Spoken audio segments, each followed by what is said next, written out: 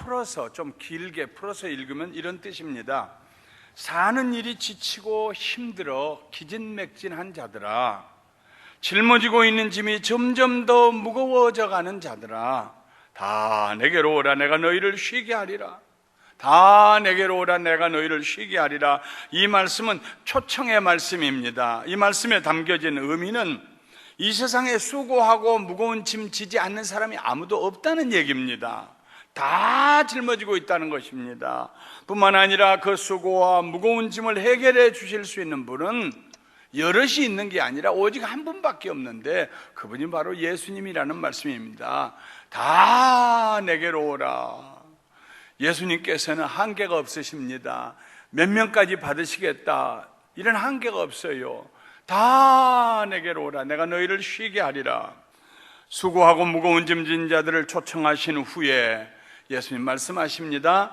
나의 멍에를 메고 나에게 배우라. 두 가지의 명령입니다. 나의 멍에를 메라, 그리고 나에게 배워라. 무엇을 예수님께로부터 배워야 할까요? 예수님의 멍에는 무엇일까요? 왜 예수님의 멍에는 쉽고 가벼울까요?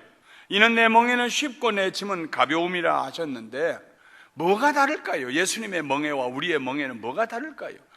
우리가 예수님에게서 무엇을 배워야 할까요? 예수님께서는 나는 마음이 온유하고 겸손하니 내게 배우라 하고 말씀하셨습니다. 온유함과 겸손함의 성품, 이것이 예수님과 우리 사이의 다른 점입니다. 우리의 짐과 예수님의 짐 중에 어떤 짐이 더 무거울까요? 우리는 기껏해야 먹고 사는 문제, 직장, 질병과 연약함에서 오는 고통, 사람들과의 관계에서 오는 불협화음, 미래에 대한 걱정, 이런 것들입니다.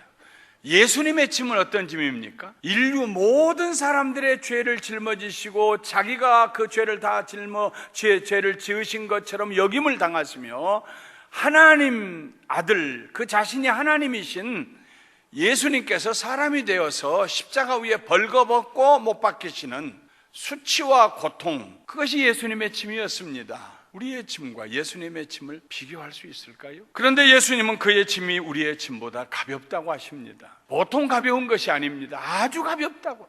아마도 예수님이 하신 말씀의 뜻은 이럴 것입니다. 수고하고 무거운 짐 진 자들아 다 내게로 오라. 내가 너희를 쉬게 하리라. 나는 마음이 온유하고 겸손하니 내게 와서 배워라. 그리하면 너희가 쉼을 얻으리라. 이는 내 멍에는 쉽고 내 짐은 가벼움이라. 내 짐은 가벼움이라 하고 말씀하실 때에 아마도 예수님은 얼마나 가벼우냐고 누가 옆에서 물어봤다고 하면은 깃털처럼 가볍다 이렇게 대답하실 거예요. 멍에는 소나 나귀가 땅을 갈 때에 그것들의 어깨쪽지 위에 얹어놓는 도구입니다. 적당하게 구부려 있어가지고 한국식으로 얘기하면 멍에가 짐승의 어깨에 편안하게 얹혀 있으면은 너무 좁아서 작아서 꼭 끼지 아니하고 너무 넓어가지고 이리저리 미끄러 다니지 아니하고 잘 맞아서 편안하게 어깨 위에 멍에가 얹혀 있으면은 그 소가 쟁기를 끌어갈 때 힘이 덜 듭니다. 일하기가 쉽습니다. 그러나 멍에가 몸에 맞지 아니하면은 마치 발에 맞지 않은 구두를 신고 걸어갈 때처럼 고통스럽습니다. 발이 피곤하면 온몸이 피곤하지 않아요? 멍에가 몸에 맞지 아니하면 아무 일도 할 수 없습니다. 짐이 더 무겁게 느껴집니다. 우리들의 멍에와 예수님의 멍에가 뭐가 다를까요? 우리들의 멍에는 하나님을 떠난 이후로 아담과 하와의 후손으로 태어난 우리들은 불순종과 교만으로 만들어졌습니다. 우리 멍에의 재료가 불순종과 교만이에요. 거역과 반역과 그리고 하나님 앞에서 하나님 없어도 된다고 교만한 교만, 이 두 가지로 멍에가 만들어져 있습니다. 세상에서도 법을 거역하고 불순종하면 제재를 당하고 마침내는 감옥에 갑니다. 교만한 사람들은 모든 사람들과 평안하고 행복한 관계를 맺을 수가 없습니다. 교만한 사람과는 사귈 수가 없습니다. 얘기하고 나면 언제나 마음에 상처가 되는데, 교만은 밀어내는 것입니다. 교만은 인정하지 않는 것입니다. 동등하게 받아들이지 않는 것입니다. 언제나 내리보고 발로 밟고 무시하고 교만한 사람 만나서 상처받지 않을 사람이 없어요. 불순종과 교만의 멍에를 메고 사는 사람들에게 다가오는 결과는 수고와 무거운 짐입니다. 더 수고롭게 생각이 됩니다. 갈수록 짐이 더 무겁습니다. 그러나 예수님의 멍에는 온유와 겸손으로 만들어졌습니다. 이 세상에 내려오신 하나님의 아들 예수 그리스도, 그분의 성품은 이 두 단어로 대표합니다. 온유하신 예수님, 겸손하신 예수님. 그래서 예수님의 멍에는 쉽습니다. 매기가 아주 이지합니다. 그 멍에로 짐을 짊어지면 가볍게 느껴집니다. 옛날에 시골에서, 요즘이야 그런 분들이 없지만 옛날에는 다 지게에다 짊어지고 이렇게 다녔잖아요. 근데 이 지게가 자기에게 맞아야 해요. 멜빵으로 이렇게 해가지고 지게를, 그게 자기에게 맞아야 돼요. 이게 너무 작아가지고 꼭 끼면은 이게 뒤에 짊어진 짐이 왔다 갔다 하다 넘어져요. 이게 또 너무 길어가지고 흐느적흐느적 하면은 이거 지게 잡고 가느라고 정신이 없어요. 이게 딱 몸에 맞으면은요, 뒤에다가 얼마든지 짐을 짊어져도요, 균형이 잡히고 중심이 잡혀서 산길도 갈 수 있고 골짜기도 건널 수 있고 그 먼 길을 집에를 짐을 지고 들어올 수 있어요. 멍에가 맞아야 돼요. 몸에.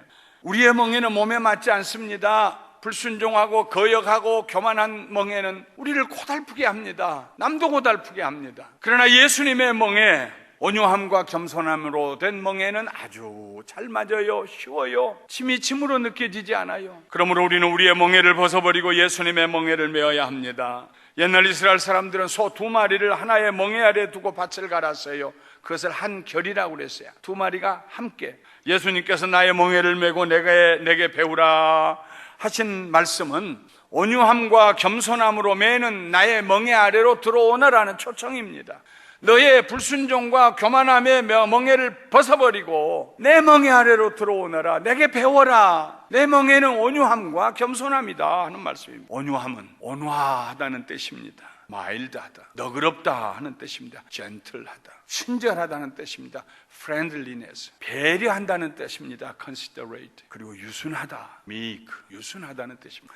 이 여러 가지를 하나로 묶어서 하나로 표현한다면 받아들인다 하는 말이에요. 따뜻한 받아들임, 누구든지 가슴에 품고 받아들이는 따뜻한 받아들임, 그것이 온유함입니다. 거절하지 않는 삶, 차별하지 않는 자세, 누구든지 귀하게 생각하고 가슴에 따뜻하게 받아들이는, 그게 온유입니다. 우리는 예수님의 온유하심을 성경에서 찾아볼 수 있습니다.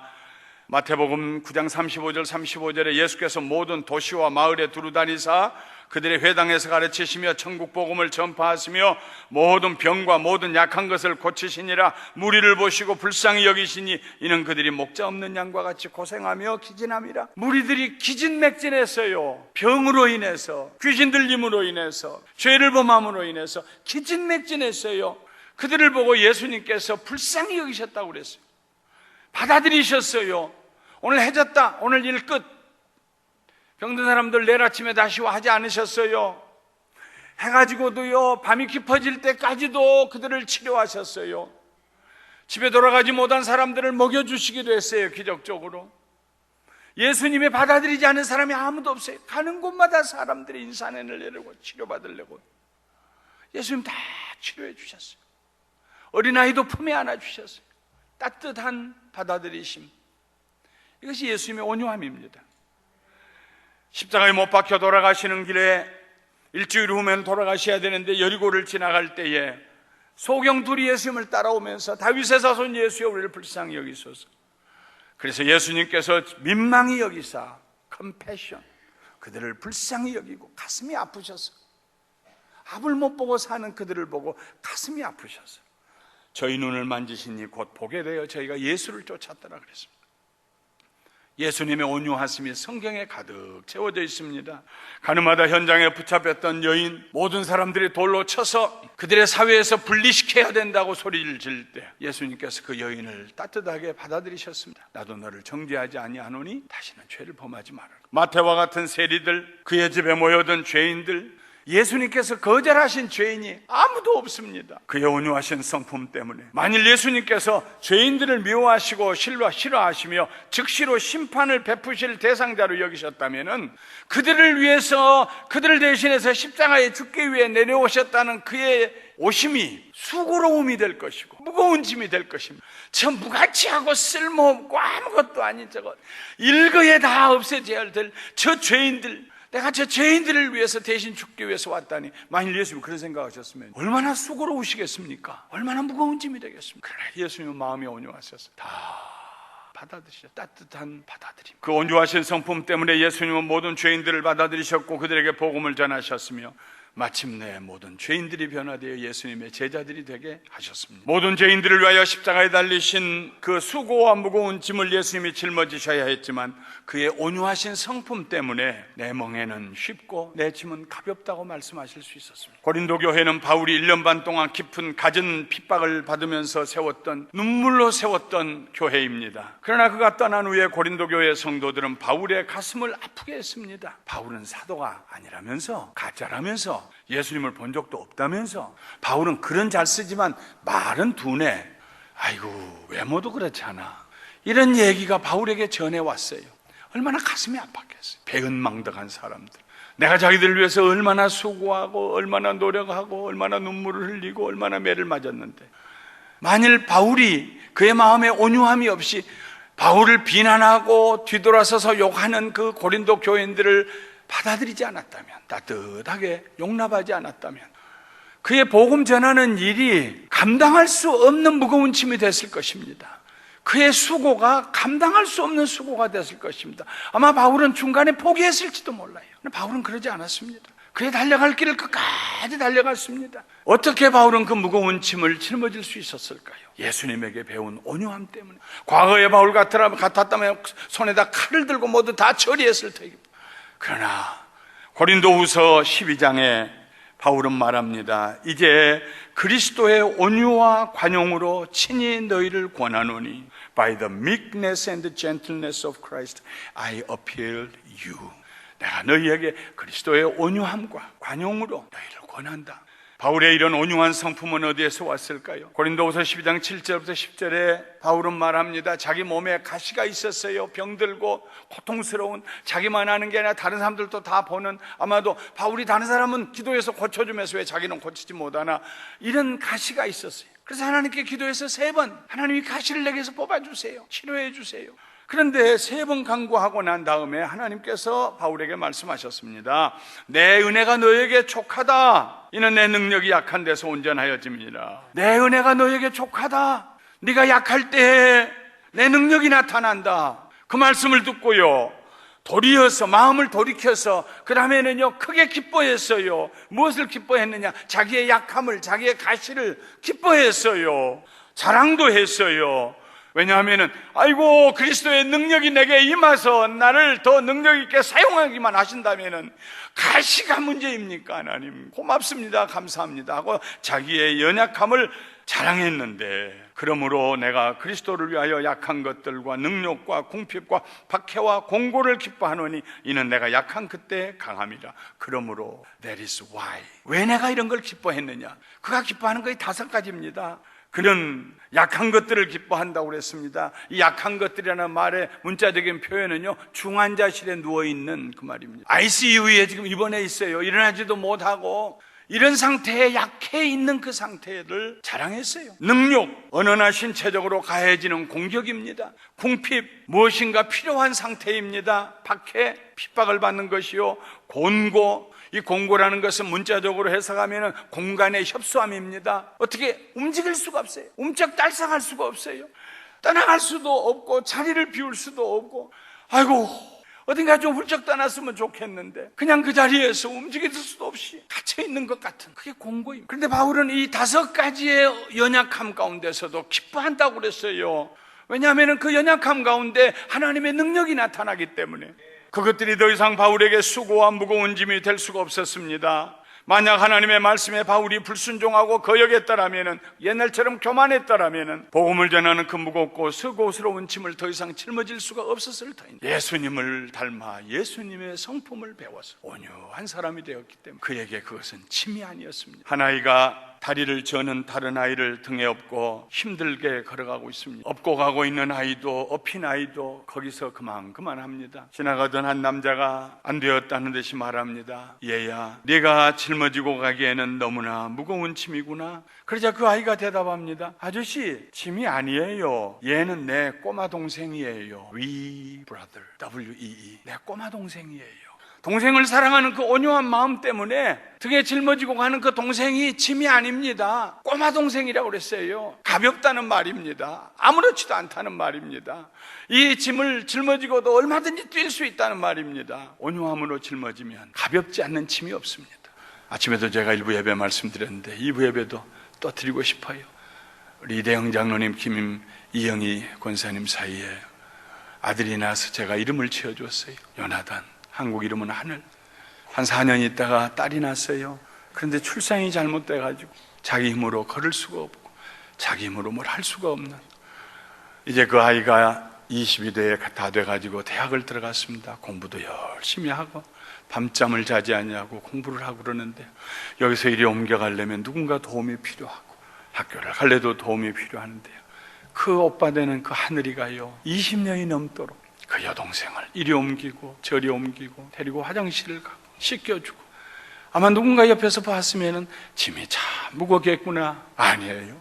내 이 꼬마 동생이요 사랑으로 가슴에 안고 살아가니까 얼마나 이쁜지 얼마나 착한지. 그래서 그 가정은 오히려 하나님께 감사가 넘치는 가정이 되고, 사랑하는 성도 여러분, 온유함으로 받아들이지 못할 사람이 없습니다. 사춘기로 무섭게 사춘기를 하며 지나가는 자식을 보낼 때 우리의 마음속에 말은 하지 않지만 마음 깊은 곳에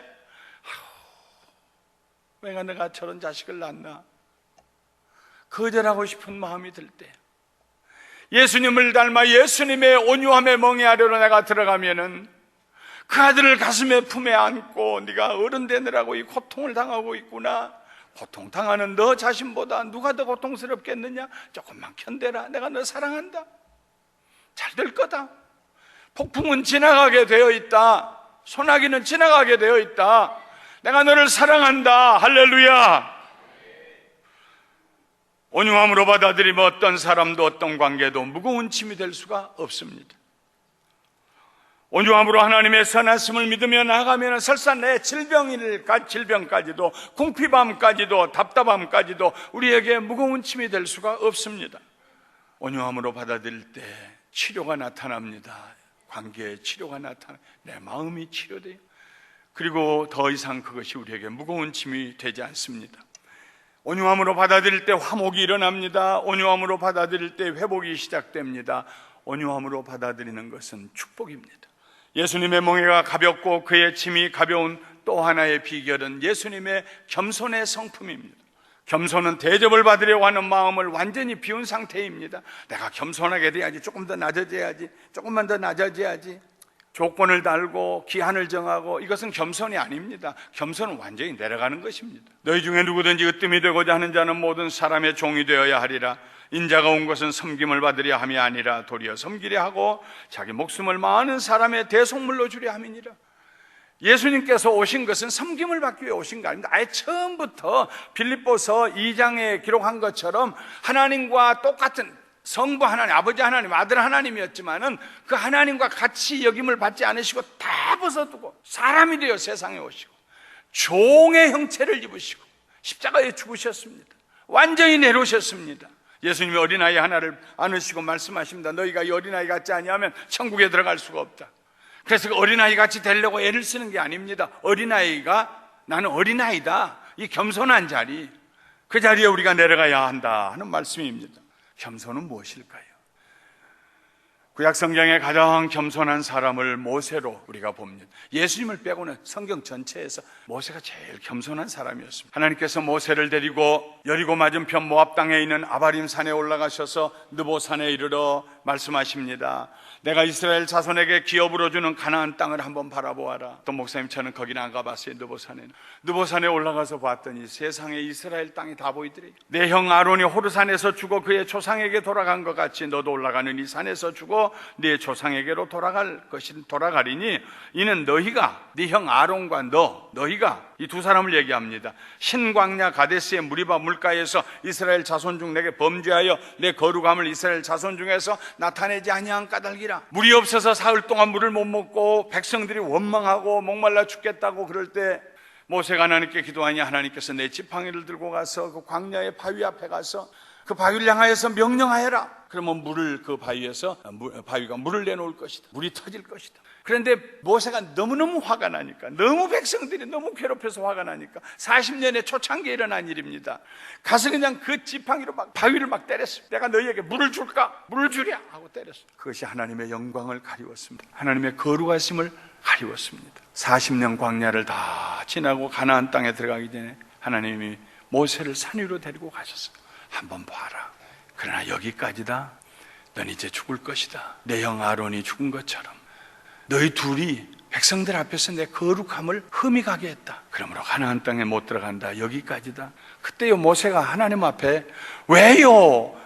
뭘 그걸 가지고 그러세요? 하지 않았어요. 하나님께서 여기까지라고 말씀하신 그 한계 안에 머물기로 모세는 작정했습니다. 예수님께서도 십자가를 앞에 두고 할 수 있으면 이 죽음의 잔을 내게서 지나가게 하옵소서. 그러나 내 뜻대로 마시고 아버지의 뜻대로 하시옵소서. 아버지의 뜻이라고는 한계 안에 자기가 머물기로 작정했습니다. 왜요? 나는 어떡하라고요? 나는 뭐예요? 하나님께서 나에게 어떤 한계를 정하셨다 그러면, 절대 주권을 가지고 계신 하나님께서 나에게 어떤 한계를 금을 그어주셨다면, 때로는 그 한계가 우리의 죽음일 수도 있고, 하나님께서 우리에게 어떤 한계를 그어주셨을 때 겸손함으로 받아들이고 감사함으로 받아들이는, 모세는 그렇게 살았고 예수님이 우리에게 그런 모범을 보여주셨습니다. 겸손은 낮아지려고 애쓰는 것이 아닙니다. 겸손은 자기가 낮은 곳에 있음을 인정하는 것입니다. 하나님을 전적으로 의지하고 하나님의 절대 보호하심 가운데 있으며 하나님의 도움이 없이는 아무것도 할 수 없음을 인정하는 것이 겸손입니다. 예수님이 십자가 위에서 내 영혼을 아버지께 부탁하나이다 하고 돌아가셨습니다. 하나님 앞에서 겸손한 사람은 어떤 수고와 어떤 짐이라도 가벼워집니다. 왜냐하면 그는 겸손함으로 전능하신 하나님의 날개 아래로 들어갈 수 있기 때문입니다. 나의 힘이신 여호와여, 내가 주를 사랑하나이다. 여호와는 나의 반석이시요 나의 요새시요 나를 건지시는 이시요 나의 하나님이시요 내가 그 안에 피할 나의 바위시요 나의 방패이시요 나의 구원의 뿌리시요 나의 산성이시요. 거기다 다윗이 하나 더 첨가하지 않았습니다. 그리고 나는 군대가 많습니다. 이런 말 하지 않았습니다. 전적 의지. 내가 여호와 영원히 주의 장막에 머물며 내가 주의 날개 아래로 피하리이다. 시편 61편 4절. 내가 주의 날개 아래로 피하리이다. 베드로는 말합니다. 하나님은 교만한 자를 대적하시되 겸손한 자들에게는 은혜를 주시느니라. 그러므로 하나님의 능하신 손 아래서 겸손하라. 때가 되면 너희를 높이시리라. 너희 염려를 다 주께 맡기라. 이는 그가 너희를 돌보심이라. 말씀을 마치겠습니다. 예수님은 우리의 짐을 없애주시겠다고 약속하지 않았습니다. 수고로 인하여 기진맥진하며 무거운 짐으로 인하여 일어서지 못하는 우리에게 그 짐을 가볍게 해주시겠다고 하셨지, 그 짐을 없애겠다고 말씀하지 않았습니다. 인생 사는 동안에 수고와 짐에서 벗어날 사람은 아무도 없습니다. 그런데 어떤 사람에게는 그 수고와 짐이 죽을 것 같은 무게로 자기를 짓눌러 오고, 어떤 사람에게는 그 짐을 다른 사람이 볼 때 어떻게 사세요? 그리고 하는데도 불구하고 no problem, 감사하지요. 마치 어깨 위에다가 깃털 하나 얹어놓은 것처럼 그 짐을 가볍게 생각하고 사는 사람이 있습니다. 수고하고 무거운 짐진 자들아, 다 내게로 오라. 내 멍에 아래로 들어오너라. 나는 너보다 훨씬 더 큰 수고와 훨씬 더 무거운 짐을 짊어졌지만은 온유함과 겸손함으로 짊어졌기 때문에 아주 쉽고 가벼웠다. 나와 함께 온유함과 겸손함으로 너의 멍에도 짊어지자. 네가 이제까지 사용했던 불순종과 교만, 인간의 생각을 어떻게 해보려고 원망하고 불평하며 하나님 나는 무시하십니까? 하나님 누구는 사랑하고 나는 안 사랑합니까? 그리고 늘 하나님께 거역하고 대들던 불순종과 교만의 멍에를 벗어버리고, 얘야 내 멍에 아래 들어와라. 내 멍에는 쉽고 짐은 가볍다. 내게 배워라. 나는 마음이 온유하고 겸손하다. 내게 배워라. 온유하고 겸손한 멍에를 메고 가는 모든 가축들에게는 주인이 있습니다. 야생동물은 그거 매려고 하지 않아요. 그러나 가축들은 매요. 가자면 가요, 서자면 서고. 하나님 우리 아버지 예수 그리스도 성령님 삼일째 하나님이 우리 주인이 되세요. 내 멍에는 그분이 주신 것이다. 나는 하나님과 함께 동행하리라. 예수님을 닮기를 내가 원합니다. 온유함을 내게 허락하여 주세요. 따뜻하게 받아들일 수 있도록 내 마음을 넓게 해주세요. 하나님 나를 겸손한 자리에 두세요. 받은 것이 감사하지 않는 것이 없다는 겸손의 자리로 저를 인도해 주시옵소서. 사랑하는 성도 여러분, 우리가 피할 수 없는 수고가 있습니다. 다른 사람에게 전가할 수 없는 짐이 있습니다. 기왕에 수고하고 짐을 짊어져야 한다면 2014년 기쁨으로 감당하시기를 주님의 이름으로 축원합니다.